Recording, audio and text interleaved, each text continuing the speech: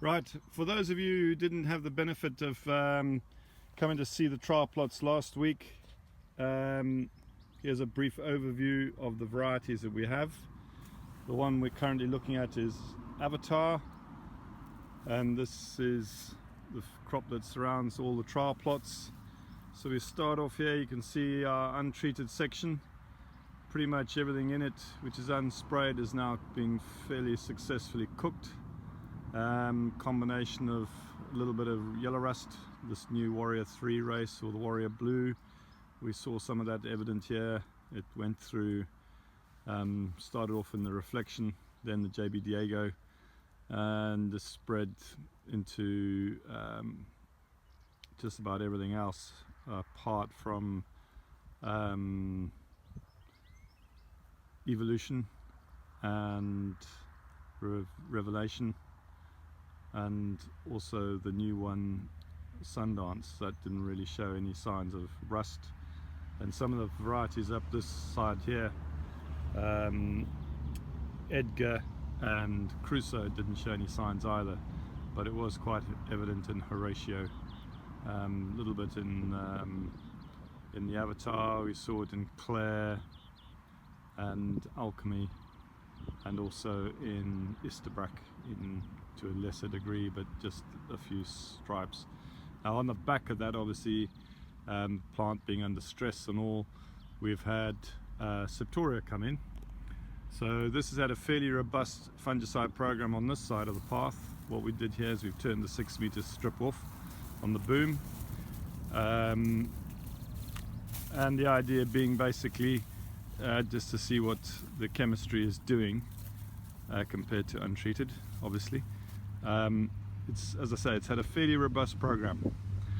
2 SDHIs, it's had quite a bit in the way of trace elements to get it through the cold spell we had earlier on. It's also had some magnesium, it's had some boron, zinc at various stages. We also did a T1.5. The rationale being was the crop stopped developing, or it slowed right down just after the T1. So if we had not gone on with a T1.5, we would have been out to about 5-6 weeks before the T2 was ready to apply.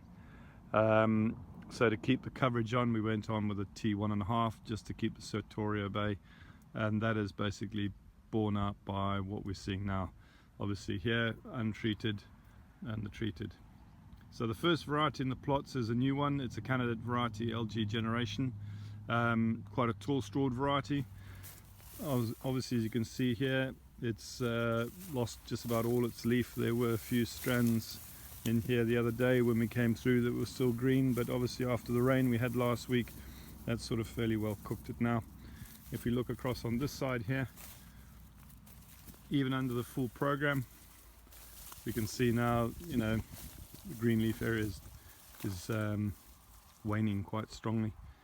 Little bits of fusarium possibly coming into some of these ears, but as I say, it's a candidate variety. It did get some yellow rust. We'll see how it does down here in the trials. Next up is a guard plot of Avatar. So we got Avatar at the top here, Avatar at the bottom. So we combine the two just to get an average to see if there's a difference between the two sides. That'll give us some idea if there's an LST equivalent. But for a variety, it's very clean, nice and clean. Top leaves are doing all they can to fill these grains.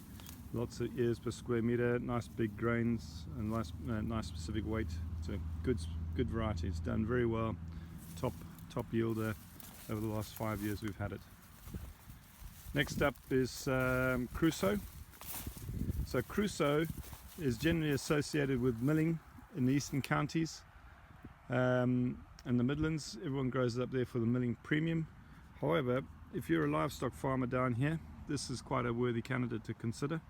If you're looking to add that extra 1.5% of protein into your ration through wheat-based, well, if you're using a wheat-based diet into the cows, then this is a really interesting variety to look at. Genetically, it's 1.5% higher than anything else. well, nearly 1.5% higher than anything else. You don't need to push it a lot with nitrogen. As you can see, it's fairly disease resilient. It's got a very good Septoria rating. You can see there's still quite a lot of green leaf in here, although these are now all starting to turn and they're starting to finish quite quickly now. But a good yielder. It's done really, really well in the past year. Well over 5 tons of places last year, and it produces quite a nice sample as well. So certainly a worthy candidate, West Country candidate to look at. Next up is Edgar. It's a very tall, well, not very tall, but it's obviously taller than Crusoe. German milling wheat. We're having great success with this variety down here. It's produced a nice amount of straw. It's got a really good Septoria rating. It's stiff, doesn't fall over. Produces these lovely long lax ears, so it's a clean ripener because it's got a long